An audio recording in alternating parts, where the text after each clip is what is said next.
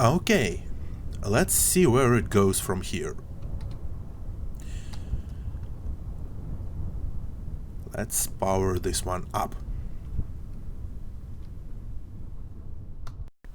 Okay, so hello everyone and welcome to my attempt at a tutorial at propeller engines.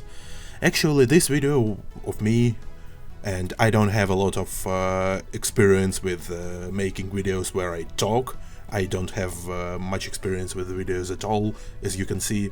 Basically, this video of me talking here was inspired by a guy who also made a submission to a Bradley Winston's challenge, and in a comment he told me that he doesn't have any experience building Kerbal space program propellers. I know that's a DLC thing, but I believe by now everybody has this DLC and everybody has those propellers and people have had some for some time, but actually it's not as easy as you might expect it. When I thought developers will be adding propellers to the game, I actually thought the propeller engines will be like in some mods that used to be very popular. And in those mods, propeller engines are basically as you expect. They are just engines. You put one in place and it works, and that's all there was to it. Granted, those engines had some, like real propeller engines, they had some altitude dependencies and some complicated parameters about how much power they give. And that was really nice, and I liked that, but Kerbal Space Program developers, they went one step ahead. And the propeller engines they made are actually based on a simulation of a rotating body and having propeller blades as wings. So basically you can use some wing surfaces as propeller blades still. Let me make a turn here so I don't crash into that island which has a runway. I'm not going at full speed in this craft, by the way. I'm going at like 60% power, or maybe 70. It's going something like 60 meters per second.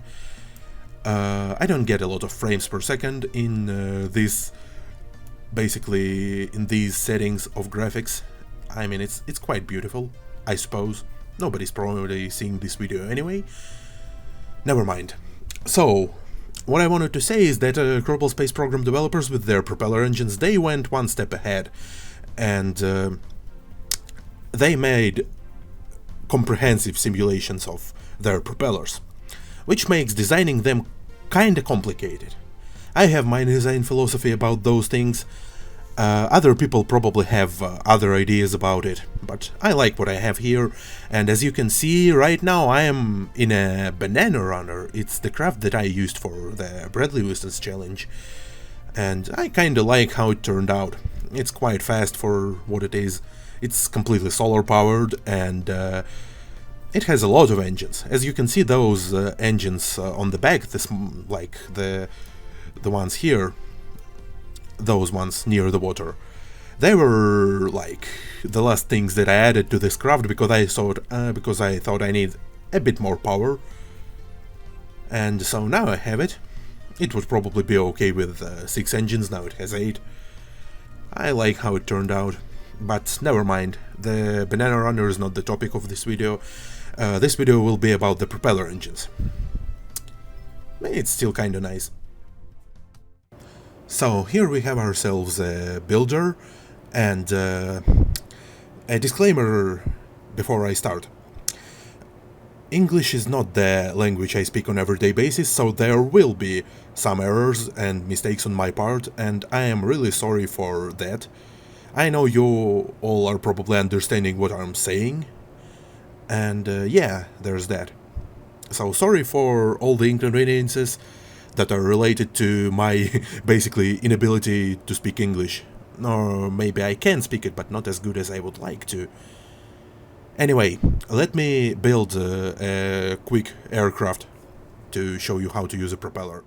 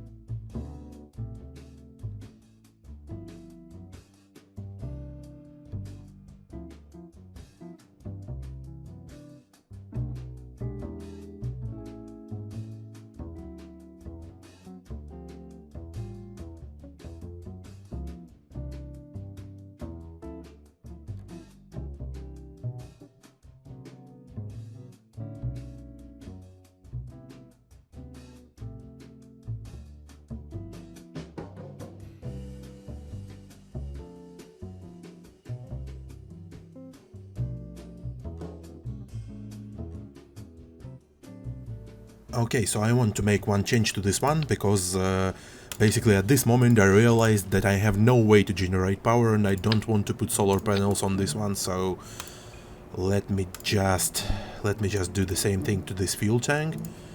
And I am actually using this beautiful mode, which is basically called the recoloring depot. You look for it, you'll probably find it. It's based on the Textures Unlimited, and you can do this with it, so your plane looks all cool and grey and metallic, military style basically. I like this one. And let me put a fuel cell on it. I never used those ones, but I think it will be pretty nice in this case. Yeah, a big one probably. It will be useful. Okay, a nice fuel cell. It's huge, so I don't know where to put it best. Let it be here. That's not the point. What's with our... nice. The center of mass will move forward a bit because we will be using engines actually. And let me start with showing you the simplest possible engine. And the simplest possible engine we'll have here will not be able to actually do any throttle control. It will be basically an on-off engine. It will be either powered to full extent or not. You will have some like manual control of the blades, but it will be really useless during the actual game. But it's the simplest one you should probably start with. Then we'll have a more complicated one, but we are starting with this one. So, which rotor fits the best to this size? No, not this one. Probably the standard one. So basically, maybe even bigger one. Maybe even the heavy one. It's probably too big, but we will get away with it. Okay, so basically what you need to do in the beginning is choose a rotor in the robotics category. And we actually have several of them. We even have a turboshaft engine which uses liquid fuel and atmosphere like your typical jet engine would, but that's no fun, and it's only one size. It's kind of nice, but no, not our case. Let's use an electric one. We've already designed a plane for that. So then we are using this heavy rotor, and be careful not to put any symmetry in it, because that will be explained why later. So choose to not have a symmetry and put one on one side in the beginning. Then also a useful thing you would like to do anyway, it's not a very 100% necessary step, but you would like to have a symmetry at octo, because there's this thing about propeller engine. Having more blades is generally better, because an engine, especially as heavy and powerful as this one, will probably just always be at its RPM limit, which basically means it will be rotating at its maximum speed, and not dependent on whether you have 4 blades or 8 blades like we will have.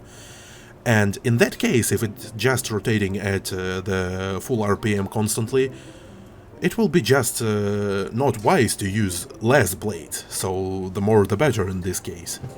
I tried several times to put more than 8 blades on this kind of engine, but it will generally lead to some unpleasant things. And so about the blades that we have here. I always use those ducted fan blades. They basically showed themselves as something much better and producing much more thrust and much more power than those propeller blades. We could probably use the propeller blades as well, but they are longer and they produce less power as far as I know. I don't know, maybe I'm using them in a wrong way, but anyway, I don't know how you would use them in a wrong way. So what you need now is to have radial symmetry, like you would have in a rocket, and now without symmetry of the engine, it will be around parent part anyway. So you put it into an 8 mode, and then you just press Alt so it snaps, and you put it like this. Now all the blades are in a symmetry, and basically what you do to one will be done to everything else. And it has this 60 of a deploy angle. The deploy part will be important. Now we need a nose cone for this engine, and we will probably use this one. no symmetry, and like this. Okay, now we have an engine. Basically, the design of the engine is complete. What we need now is make some settings. So now let's see. The engine rotates in a clockwise direction. Here we have a clockwise direction of the engine rotation, and we have maximum RPM limit, and we have 100 of motor size and output. We'll probably tune it down later, I'll explain what it means. But right now all what we need to do to make a simple engine that doesn't actually change its angle of attack, or a deploy angle, it already has one setup. It's 60 out of 90 possible. So let's keep it at 60. This is weird, it always does that. Anyway, let's keep it at this, whatever of an angle it is. Probably a floating point error. But let's see what it does when we actually deploy it. And what it does is kind of weird, because we have the option, the variant of the blade, set it clockwise. So it's probably supposed to be put on an engine that is clockwise in terms of rotation. But what it does is actually, as you can see, it turns in the wrong direction. So if we power this engine up and it rotates clockwise from our point of view right now, it will be producing thrust backwards. So what we need to do right now is set it to -60, or let it be -65. Anyway, that's not the point. 65 is fine. And now, as you can see, those orangey things, they point forward. And as far as I know, they're supposed to point forward when the prop blades are deployed. I have no idea if it's correct, the game didn't provide me with that information, but the engine will produce good power in this configuration we have right now. So right now, when we power this engine, it will produce power. But let's keep it undeployed. So what you need to do now is copy this engine to the other side, but not by the means of the symmetry. Because again, in this game, the rotation of the engine is simulated. So if you just take this engine like this and put it here and just use it like this, it will produce a lot of torque, like in a helicopter. In this game, the torque is very important. Your plane will be always trying to roll, and it will always be trying to go off course on the runway, and this is quite bad. You don't want to have this on your plane. So what you need to do is you need to, first of all, go to the engine and set the rotation direction to counterclockwise. So this way it will be rotating in the other direction. And the second thing you need to do here is you need to take your fan blades, which are all symmetrical in this place as well, and set its variant to counterclockwise instead of clockwise. But look what happens now. The blade direction is inverted, but now it's all backwards. Look at this engine and look at this engine and those blades here. They are facing the wrong way. This silvery blade tip should be pointing forwards. So what we use is a rotate tool with a snap. You need a snap because otherwise you won't be able to point it perfectly in a forward direction. And now you basically do a 180 degrees so it points forward. And now those are symmetrical. Now those are completely symmetrical. As you can see in this engine on top, the orange parts face inwards, and in this engine it faces inwards as well on top, like this. So now when you deploy it, it should be symmetrical. Yeah, it's symmetrical. You see, here it points outwards and here it points outwards, and the engines are rotating in opposite directions, which means all the torque from rotation is cancelled. And also in the engine variant I should probably do this, so it's just grey without stripes. It would probably be misleading, because for this engine the rotation direction is correct. But for the other engine it would be incorrect, because it doesn't change, it's actually still clockwise when I do that. But the engine will be rotating counterclockwise. Too bad the creators didn't add the option of counterclockwise stripes. That would be nice for you to know which direction it rotates, just to, remember. So now we have a simple setup. And right now in this very configuration, when I go to the runway and power up those engines, it will be working. But I need to do some action groups in order to have some control, at least some control. Let's go to action group number 1, and as I always do, put the engine and do the toggle motor power part. So basically this part will do the turning on and off of the engines themselves. The action group number 2 will be responsible for toggle deploy of the blades. Then we'll start with them undeployed, and then we will be able to deploy it and then undeploy again. So here we'll have a separate control of the engine and of the blades, and you need to turn on the engine and turn off on the blade deploy in order for it to go somewhere. It's better to have separate control always. And the third action group, which is a really important thing as well I like to have, is I'll be doing the toggle motor direction. And here as well. It's a thrust reverser, and believe me, it will come in handy. It will, it always does. So I'm usually putting it on action group number 3. Okay, so here we have this same plane we've just built on our runway, and I don't know how it goes from this point. I haven't flown it or anything.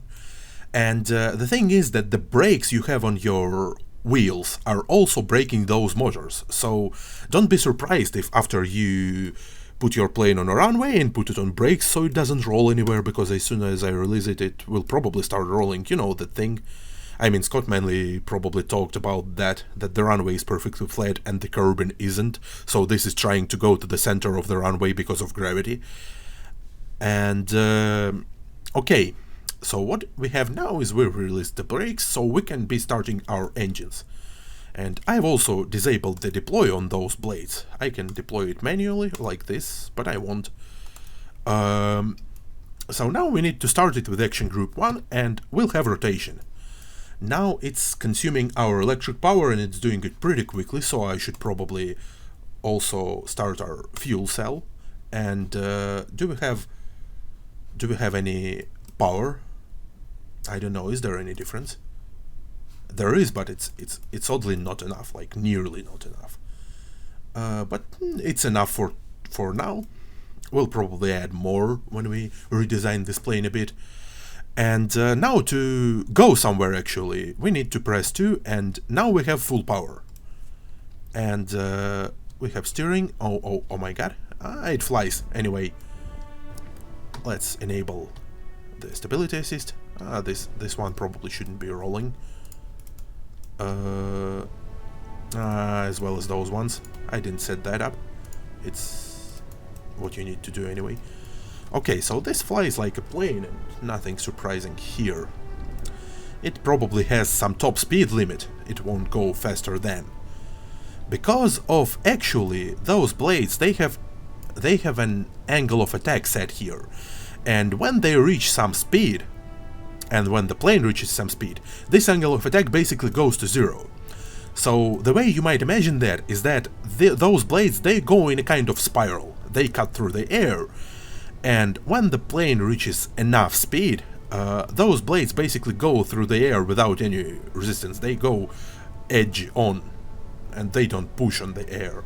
And that's the top speed that the plane reaches, because the slower we go, the more power those will produce. That's how a propeller engine works in real life as well.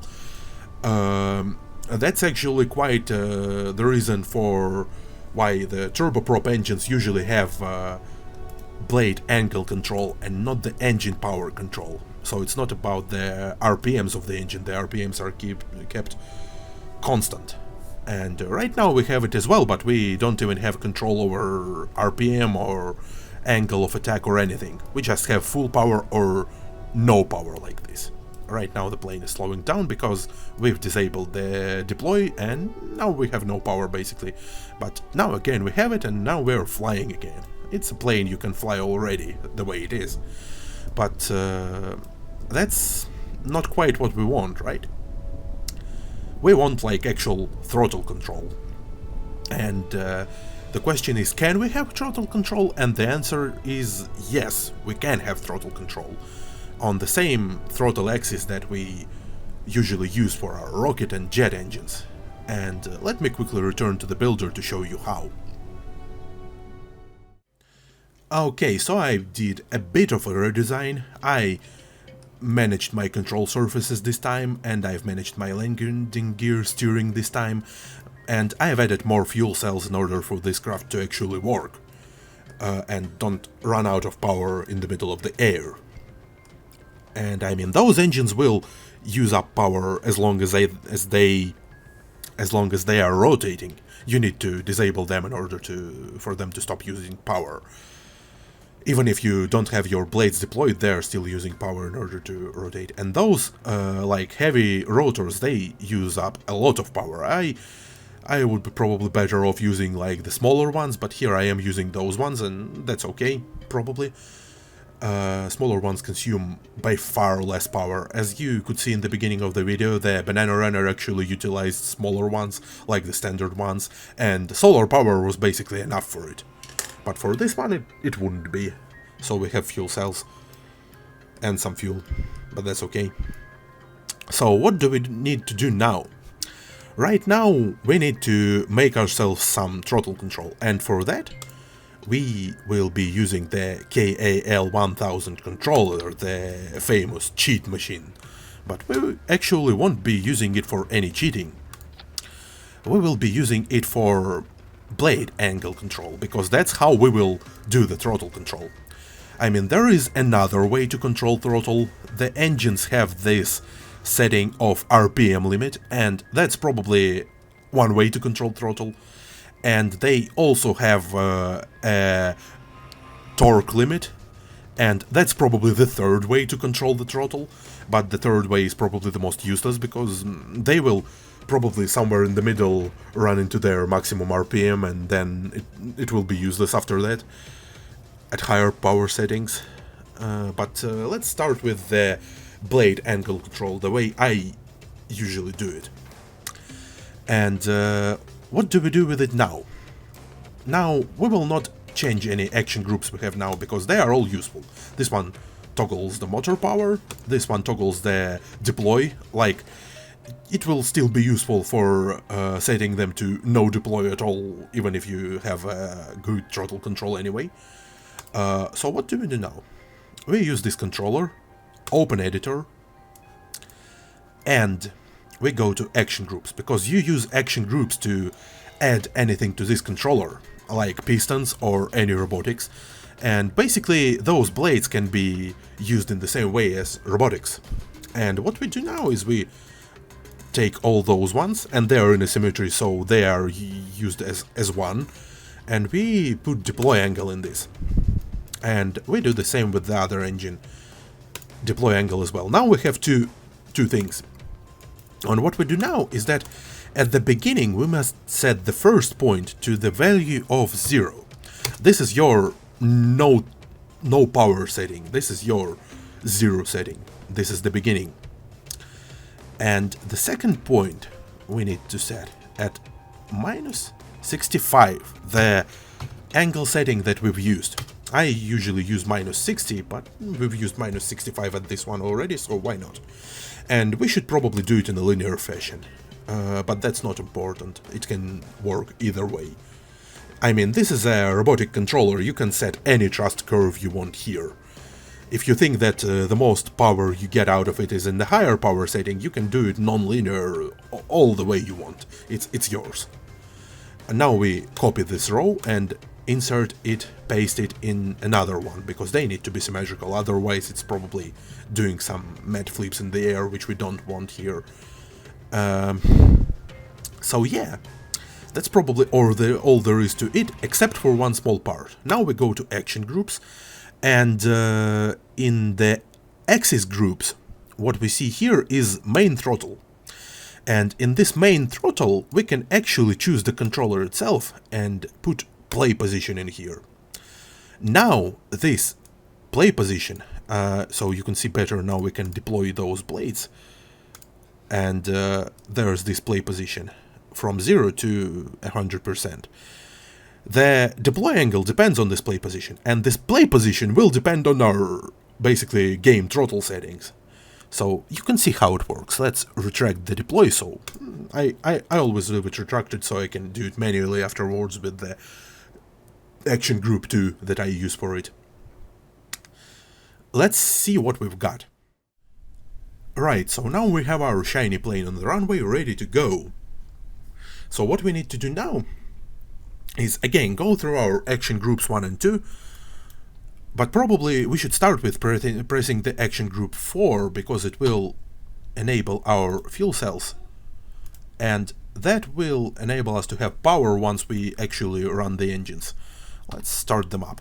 Now it's using up some power, but when the power level goes to 95%, then the fuel cells will kick in, start using fuel. Yeah, they did. Now we don't lose any electric power. And now we're using fuel at some rate, but that's what planes usually do. So now we press the action group number 2, and nothing happens because we have our throttle set at 0. We've just, like, deployed it on a program level. So now our throttle setting will do something instead of before. Before it would do nothing. Let's press 2 again to disable the deploy and show you what I mean. If I disable the deploy, I can do it however much I want, nothing happens. But now I press 2 again, they are deployed, and now I can set it up to a maximum setting. I probably should activate the pitch setting here. I noticed that I forgot to do this, and I nearly crashed on my last attempt. So now we are in the air, and now we are going. And now I'm going to show you a very weird thing about propeller engines, and why I like to set my throttle this way and not with the RPM limit. Because only in this setting you can do what I'll show you now. So now we are going at a steady 130 something meters per second. Probably in a horizontal flight we will go faster. Actually, let me engage my autopilot here. You probably shouldn't be using it. It's not MacJeb, it's just like my cruise flight controller. It does nothing except for like keeping me in level flight right now. It can go to some places, it can go to a waypoint, and it can control speed and altitude, but that's only like airplane autopilot. It has nothing to do with rockets. I don't like rocket autopilots. I like to pilot them myself.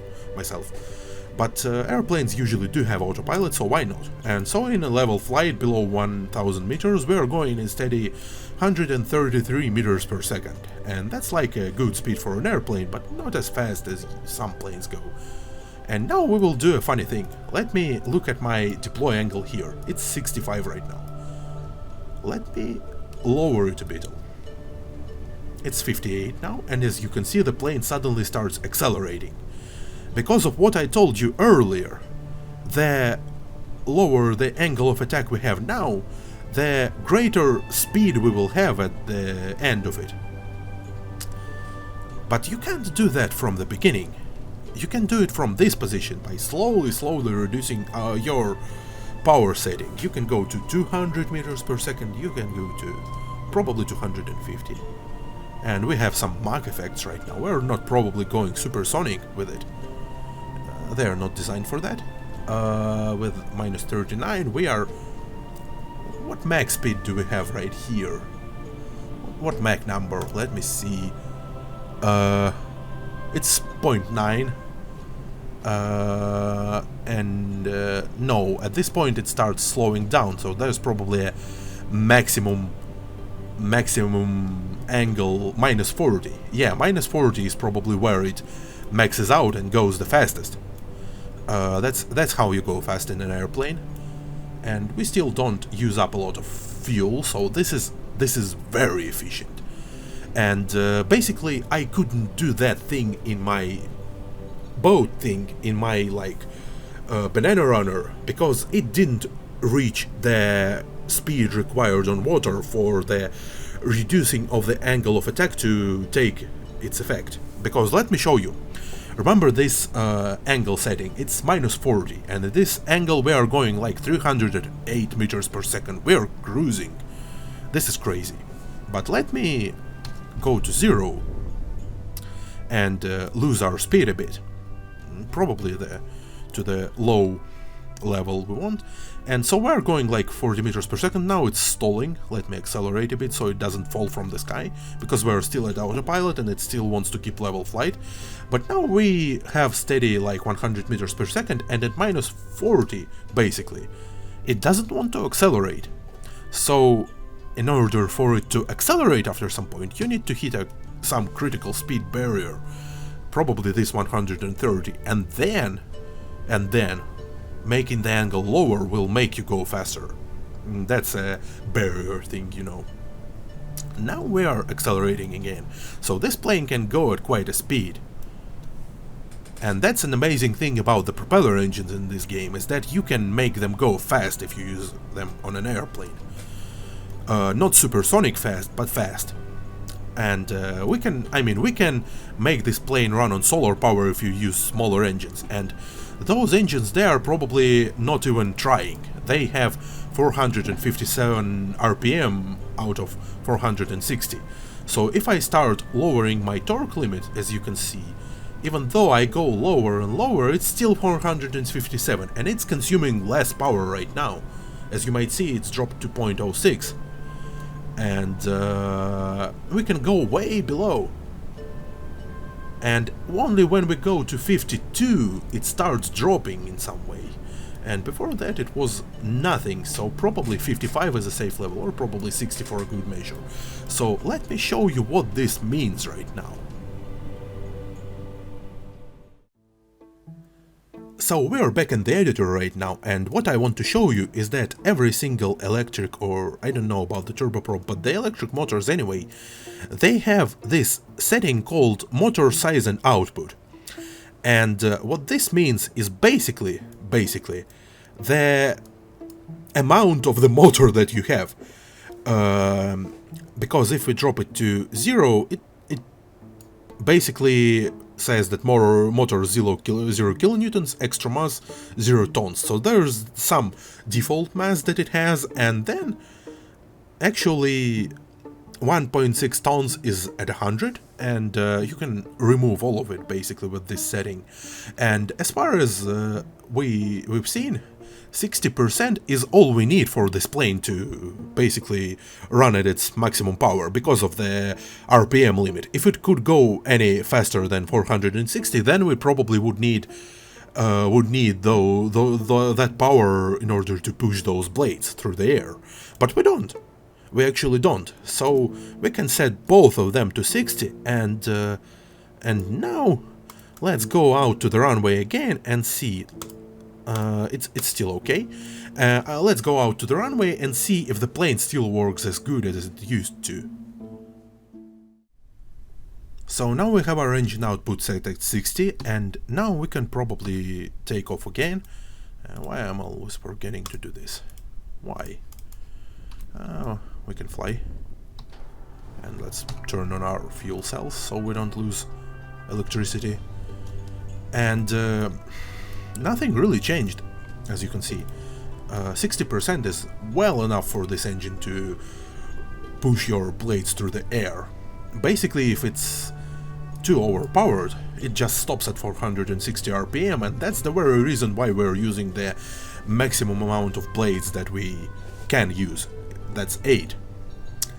And that's because if your engine is just running at your maximum RPM constantly without losing it, you're probably losing power, because at this setting it only consumes like 0.04 liquid fuel instead of 0.07 that it used to be. And now let's see how it behaves when we start accelerating.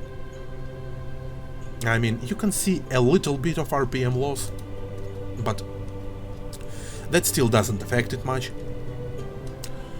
I mean, now if we try to reduce the torque limit, at some point it will still be losing it, but then we can get it back to full power. And basically we can get the torque limit so much down because at a cruise speed the engine is not really doing a lot of pushing. Again, as I've told you already, the blades are just slicing through the air edge on without much of an angle of attack, and that's what's happening. They're not producing a lot of thrust, just enough in order to sustain, because it's a stable equilibrium. When your plane tries to slow down, the blades just push it up back to the speed, but at that speed they are not producing any more thrust, so it's basically a speed cap on top. And we still can go at some ridiculous speeds for a propeller aircraft. I mean, they're not that ridiculous. I know that in real world some propeller aircraft, at least, they did something like that. But they were like piston-powered World War II fighters.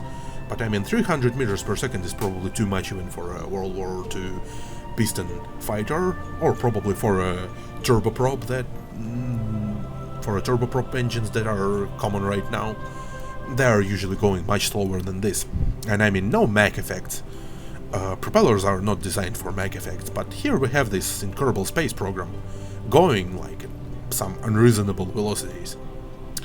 But oddly enough, not at the maximum power setting, at the maximum throttle setting, because again, those engines and those blades, they don't start producing their maximum amount of power at the zero speed. They need some speed to start with. And again, now we can power down and suddenly we start losing speed. And from this point, this same power setting is not enough to accelerate you. I have already shown you that. So basically, at this point, this will probably conclude our introduction to the engines. And I don't know if many people will see this video. These are my very first attempts of making such a video. But again, a lot of people don't know how to do this, and I've probably shown you a pretty simple way to do this, and then you can experiment. Knowing the basic principle, we can build all kinds of engines, and you can experiment yourself and build different ones, and basically it's a game in which you can do all kinds of crazy things. But remember, the main rules are probably that you need to compensate the engine rotating in one direction with an engine rotating in another direction. I mean, single engine planes are very cool and they look cool, but in this game they will probably be not very comfortable to fly. They will be always trying to roll in some direction, and then when you do some maneuvers in it, it will basically show up. I am not very good at building helicopters in this game. That's a completely different story, but anyway, this video is not about them. This video is about basic propeller engines. So let's be wrapping up at this point here. If you have any questions, any of you who might watch this video, you ask them in a chat. I will probably make some kind of a part 2. I will probably make some attempt at making videos later, but I don't know how this turns out. So thank you for spending this time with me here, and thank you for watching. I hope this guide is at least understandable. I hope it allows you to build some propeller aircraft you want to build. Thank you guys.